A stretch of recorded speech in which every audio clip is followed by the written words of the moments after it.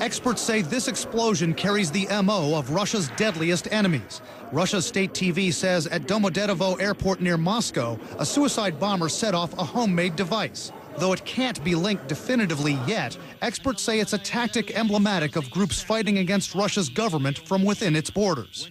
Is it the Chechens doing this? Has it expanded a little bit? Yeah, what's happened in the last couple of years, Brian, is that the insurgency, so to speak, in the Northern Caucasus has expanded beyond Chechnya into a number of different neighboring republics. And it's not a unified insurgency. Analyst Andrew Cutchins says rebels in the Northern Caucasus region of Russia, from Chechnya, Ingushetia, Dagestan, are fighting for an independent, mostly Islamic republic. They've recently taken their attacks into the heart of Russia, to transportation hubs and cultural centers in Moscow and elsewhere. Though loosely aligned, many of them follow Chechen rebel leader Doku Umarov. Linked to a suicide bombing in Moscow's subway last year that killed dozens, he's on the State Department's list of terrorists. As deadly and distinctive as the militants from Russia's North Caucasus region are, within their ranks, experts say, is a group which carries a special designation. They're commonly known as the Black Widows. Typically, the suicide bomber is a woman.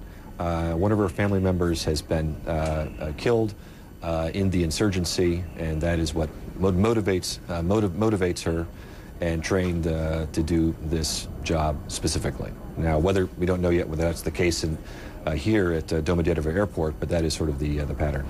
Women were the bombers in the Moscow metro last year. They took part in the horrifying siege at a Russian school in 2004 that killed nearly 200 children. And women were leaders of a deadly 2002 hostage siege at a Moscow theater. Despite appearances, analysts say this isn't just a Russian problem. If I'm an American or European, why should I care about this? I think it's extremely important because stability of Russia, which is a, big nuclear superpower, biggest country in the world, territory-wise, very important economically. Stability of Russia is extremely important for stability of the entire world. Nikolai Zlobin and other analysts point out Russia's a key U.S. ally in the war in Afghanistan. It's very important in the transshipment of goods into Afghanistan. If that Caucasus region is destabilized again, it could be very dangerous right now, Wolf, especially connected to Afghanistan. And the price of oil, the worldwide price of oil, which is already high, that's right, could get even higher. Another reason for Americans to care about this. Russia's a big oil and gas producer for Europe, but of course all oil prices around the world are kind of interconnected. If Russia goes through with another, insurgency or it implodes somewhere in the North Caucasus region, the price of oil for all of us could be affected.